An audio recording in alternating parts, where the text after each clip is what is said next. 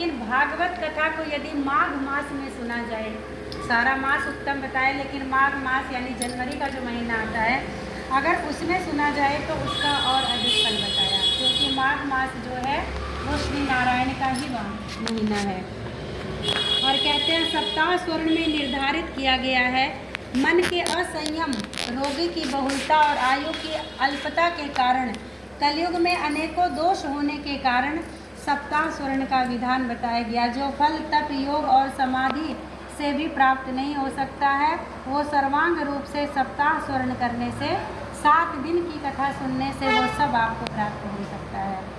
तो कहते हैं इस व्रत से बढ़कर कोई नहीं है। कौन सा व्रत? ये 7 दिनों का व्रत। ये 7 दिनों में जब भगवत कथा आप सुनेंगे तो आप कोशिश करिए कि समस्त बुराइयों से दूर रहिए। और कहते हैं विशेषतः कहाँ तक वर्णन करें, ये तो सभी से बढ़ चढ़ कर है। सोनाक जी ने बोला कि सूत जी अब तो आप बड़े आश्चर्य की बात कही। अवश्य ही ये भागवत पुराण ब्रह्मा जी के द्वारा आदि कारण श्री नारायण जी का निरूपण है, परंतु ये मोक्ष की प्राप्ति में कैसे इस युग में सबसे आगे बढ़ गया। सूत जी ने क्या कहा कि सोनाक जी, जब भगवान श्री कृष्ण इस धरा धाम को छोड़कर अपने नित्य धाम को जाने लगे, तब उनके मुखारविंद से एकादश स्कंद का ज्ञान श्री उद्धव जी ने पूछा। जब भगवान जाने लगे, भगवान कृष्ण गोलोक धाम में, तो उद्धव जी उनके मित्र थे। उद्धव जी ने एकादश में जो श्लोक है उसके बारे में पूछा।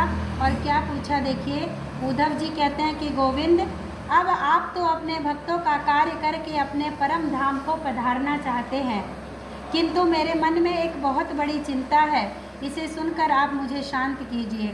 जब घोर कलिकाल आ ही रहा है तो संसार में अनेक प्रकार के दुष्ट प्रकट होंगे। और कहते हैं इसीलिए संसार में अनेक दुष्ट जब होंगे तो संसर्ग से अनेक प्रकार के बुरे कर्म होंगे, और उनके भार से ये जो गो रूप धारणी पृथ्वी है, ये किसके शरण में जाएगी।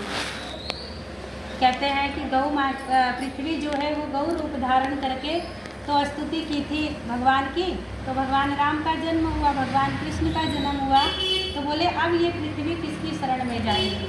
पापियों के पाप से ये जो पृथ्वी है ये भारी होती जाती है। इसीलिए भक्त वत्सल आप साधुओं पर कृपा करके यहीं पर रह जाइए और यहाँ से मत जाइए। भगवान आपने निराकार और चिंत मात्र होकर भी भक्तों के लिए ये जो सगुण रूप धारण किया है, फिर भला आपका वियोग होने पर भक्तजन पृथ्वी पर कैसे रहेंगे। जब आप चले जाएंगे तो जो आपके भक्त होंगे वो किसके सहारे रहेंगे। निर्गुण उपासना बहुत कठिन है। उद्धव जी क्या कहते हैं कि निर्गुण उपासना जो है वो बहुत कठिन है, बहुत मुश्किल है। इसीलिए जो कुछ करना है विचार करके करिए। अच्छा, सगुण मार्ग को बड़ा सरल बताया। कैसे सरल बताया? कोई चीज़ जब हम देखते हैं तो उससे प्रेम होना बड़ा सरल है, पर कोई चीज़ दिख ही नहीं रही है तो उससे प्रेम होना बड़ा कठिन है। कैसे प्रेम हो जाएगा? और उसको प्राप्त भी हम उसी चीज़ को करना चाहते हैं जिसको देखकर जिसके प्रति हमारी आसक्ति बढ़ती है।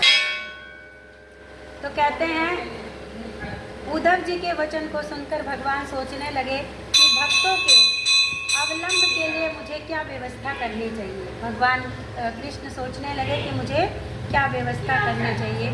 सोनाथ जी, तब भगवान ने अपनी सारी जो शक्ति थी, भगवान कृष्ण की जो शक्ति थी, अपनी सारी शक्ति भागवत जी में रख दी उठा कि मैं जा रहा हूँ, लेकिन भागवत के रूप में मैं इस कलयुग में विराजमान रहूँगा। इसीलिए कहते हैं कि भागवत की महिमा को अधिक बताया गया। वैसे तो सभी पुराणों की महिमा है, लेकिन बाकी किसी पुराण में किसी भगवान ने अपनी शक्ति नहीं रखी है। अपना उनका गुणगान हुआ है, उनकी महिमा हुई है, लेकिन इसमें भगवान कृष्ण ने अपनी सारी शक्ति रख दी, तब वो अपने परम धाम को गए। और कहते हैं अंतर्ध्यान होकर उस भागवत समुद्र में प्रवेश कर गए। इसीलिए भागवत की साक्षात शब्दमयी मूर्ति है। ये जो भागवत है ये कृष्ण की स्वयं मूर्ति है। और कहते हैं भगवान ने एक अवतार, शब्द अवतार भी लिया। जाने से पहले शब्द के रूप में अवतरित हुए, और वो भागवत जी के शब्द हैं। कहते हैं कि इनके भागवत जी का सेवन करने से, भागवत जी के सुनने से, इसका पाठ करने से, और कुछ नहीं तो घर में भागवत जी को रख करके और रोज़ अगर इनका आप दर्शन भी कर लेते हैं तो कहते हैं मनुष्य के सारे पाप नष्ट होते जाते हैं। आपके तो घर में है ही है, दर्शन होता है, पर किया करें।